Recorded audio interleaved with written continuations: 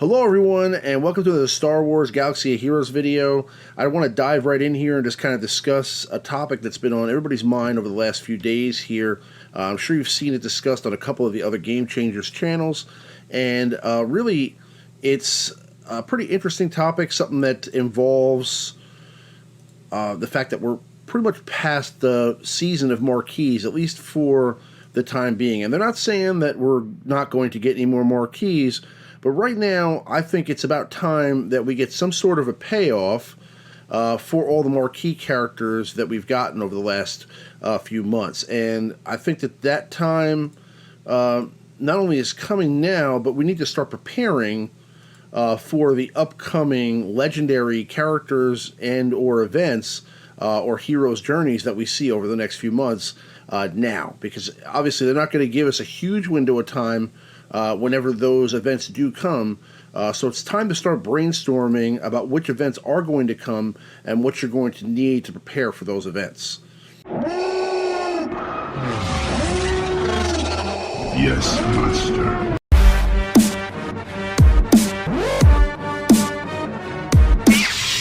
So, first and foremost, I want to talk about the most relevant characters. Again, we have lots of characters that have come out throughout the course of the year, but only certain characters are going to be relevant for these events, and then you're going to want to go ahead and pick which event you think is going to be the most relevant for you. Now, it's not going to be a universal answer, okay? So no matter what I say here, not one answer is going to fit all players. So ultimately, you're going to have to decide for yourself which character is most important to you, and which direction you want to go in first for your particular roster. It's also going to depend greatly on how far along you are in this game. So, for example, if you're more of a beginner that's kind of working his way to getting to the top ranks in Arena, or if you're somebody who, for some reason, just hasn't been able to complete raids yet, and or isn't able to beat the dark side territory battles, or some of the main game parts of the game. For like example, the Sith raid. If you're not up to snuff in those areas of the game yet, you may want to focus on those areas first. But ultimately, if you're somebody who wants to catch the meta in advance and take a risk, or somebody that already has most of those components in place and is just looking to prepare for the next phase of the game, or the next end game, then you're going to want to start preparing for those legendary events now. And we have to go ahead and take a look at some of the characters that have been released over the last few months in order to decide where we should really start. So first and foremost, obviously we did get a ton of bounty hunters this year. We have gotten some bounty hunter reworks. We've gotten some new bounty hunters, Embo, Bosk. We just recently got Aura Singh. They've done reworks to Cad Bane, and obviously we're still waiting that rework for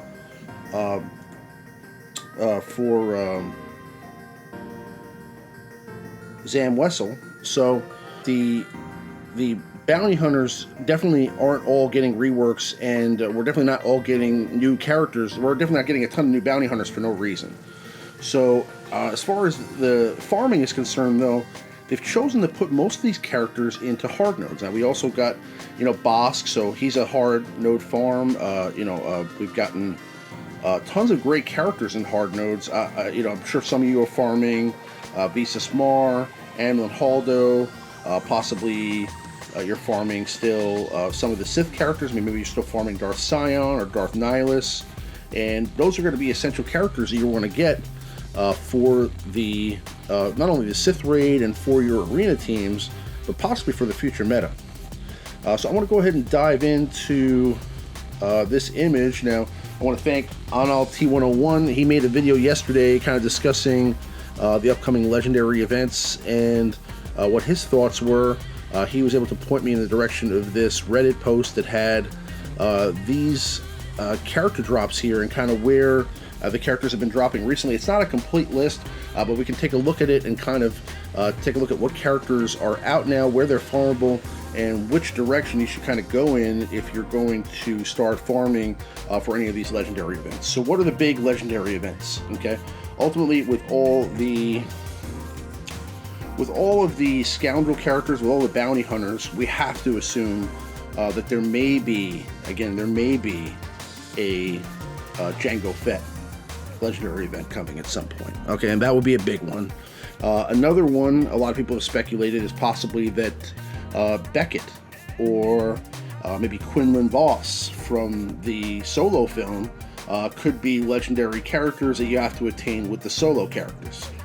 Or possibly an old version of Darth Maul, which we didn't get from the Rebels show. So being that it doesn't look like we're getting another Han Solo movie immediately, they may go ahead and release that old man that old man Maul character a little bit earlier than we had expected. But that's, again, a long shot, but a possibility. Now, the number one theory out there is that there's going to be a legendary event for this man right here. And I have to agree that if it's not going to be for Revan himself, that there's definitely going to be a legendary event for him or Darth Malak, which will eventually lead to a Revan event. So Revan is coming to the game. I know that he's definitely going to be somebody that's a huge character whenever he is released. They know how much the fan base has been clamoring for this character, and whenever he does drop, is going to be an instantly meta character for sure. So if Revan is coming to the game, you're going to definitely want to jump on that bandwagon as soon as possible. And being that he has the likelihood of being both a Jedi and a Sith, or light side and dark side, they could do it in a couple of different ways. They could either do a hero's journey for Revan, which leads him from light side, and then eventually they create a dark side Revan, or they could create a Revan that is just both light side and dark side, and he's just one character that has the abilities for both. We have to see which way they go with that. The most recent characters that we have to look at for Revan would obviously be all of the KOTOR characters. So we have Jolee Bindo, Bastila Shan, T3, Zalbar, and Mission Bao. Now, those characters haven't quite become farmable yet, so I do think that you're going to want to start to look at farming those characters immediately when they drop. Now, for some of you, you're already using Bastila Shan in Arena. A large portion of the player base is actually using a 3- and 4-star Bastila Shan in Arena right now.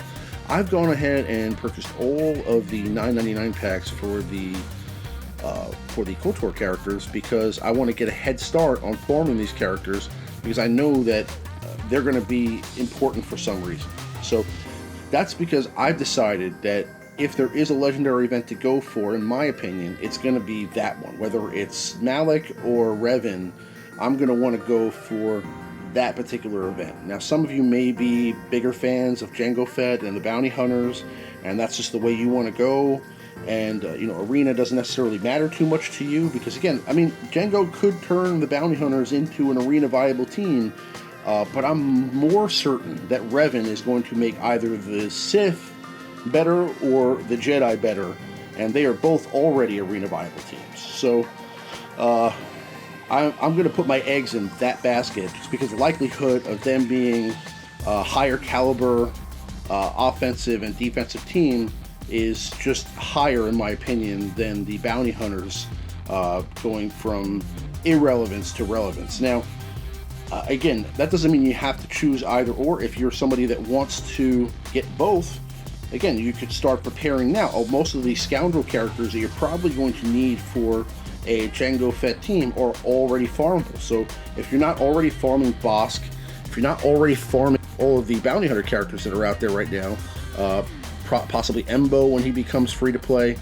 or Sing when she becomes free to play, then you're going to want to jump on those characters as soon as possible. And again, it's one of those things where you're going to want to jump on that train as soon as possible and possibly start farming some of the characters that already exist in the game. Like Cad Bane, for example, Boba Fett.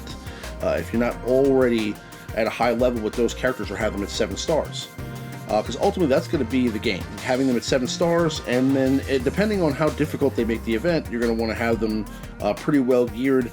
I'm assuming that in most cases having the characters at 7 stars should be enough, but being there's so many bounty hunter characters already in the game, I think that they're going to add a restriction to that, and they're definitely going to make, if there is a Jango Fett event, a requirement to have certain bounty hunters. So they're definitely going to want you to have Bosk, for example. They're definitely going to want you to have Embo and Aura Singh as a requirement, I think, for that. And they're not going to give you a ton of time to farm those characters. So there's going to be an opportunity there for them to make some money on farming. And I think that they have hinted in some previous notes on the forums and also on Reddit that obviously they are leading up to these things happening, so they're trying to give us ample time to make our decisions and start farming these characters now. So if you're going to be making your choices, you're going to have to decide, I mean, are you going to go all in on the solo characters to possibly get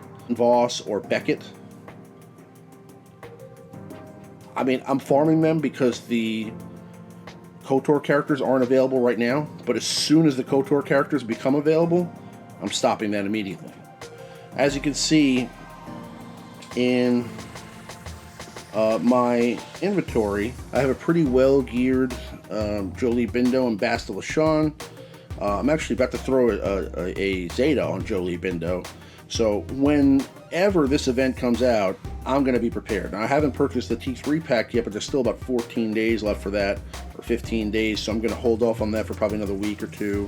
But I am eventually going to get that as well. So even though it's only an extra 30 shards, it gives you a head start, because when that crunch does come, when you do have a couple of days left to farm these characters for the eventual legendary event, you're going to want to be prepared. So even 30 shards of a boost for each one of these characters for 99 at this point, in my opinion, is worth it. And I'm not going to do that for any of the other characters except for Embo. I did that for Embo because I like him, but I'm not going to do it for the other characters because I'm really focusing on whatever KOTOR legendary event ends up coming out, whether it be Malik, Revan, maybe Vitiate, who knows what they ultimately decide. That's what I'm going for. So I'm making my decision there, and whenever these characters become available, I'm already farming, as you can see, Bastila out of the shipments slowly, and I will eventually start farming Jolie out of there as well, because again, these characters are going to get amplified whenever Revan comes out, especially if he ends up having a Jedi tag, and he's able to have a synergy with these characters as well. So I do believe that this will be most likely at least a portion of the characters that you need for that event. So I'm going to put my eggs in that basket, start farming these characters immediately, and then as I get finished with these characters, I'll move on to most likely the bounty hunters with Embo and Aura Singh for that Jango Fett event, if that ever does arise as well. But I mean, there's going to be a solo release of the DVD pretty soon, so they could have an event that coincides with that, and for that you'd probably need Kira, Young Han, Vandor Chewie, you'd probably need Lando and L3, but while I am going to be farming those in the interim in between the farming of the characters that I'm focusing on, if ultimately I come up short of that event and I'm not able to attain Voss or Beckett, if those are the characters that they release, I'm not going to cry about it, because I know that ultimately I'm going for the larger goal, or the ultimate goal, which is to get these characters, whether it's Malik or Revan, that we've been waiting for to come in this game for years. So again, it's going to be a choice of which direction you want to go. If you're free to play and you don't necessarily spend any money on these packs, your decisions on farming are going to have to be even more precise. So you're going to want to be more careful about where you invest the crystals that you get from Arena every day, and I would say you choose wisely, because ultimately these characters are going to affect the meta in Arena, as they have said in the past that they are trying to make this game more arena heavy, more of a PvP style game than it is now. So if that's the case, characters like this are going to be huge, along with the mods and things that are coming out. You're going to want to have the most meta character, and I think that whenever Revan does drop, he is going to be ultra meta. So you want to be prepared. Again, these are just my thoughts, and I hope you appreciate my opinion. Whether you're interested in Revan, Malik, or a Jango Fett event, either way, you can't go wrong if you're going for a character that you like. So ultimately, you just have to enjoy playing the game and enjoy the character that you're getting. So whether it's meta or not, if you're having fun, that's the most important thing. But I appreciate you guys taking the time to hear my opinion and my thoughts. Hope you guys enjoyed the video. If you haven't already, please like and subscribe. Smash that like button, and I'll see you guys on the next one. May the Force be with you. Yes, Master.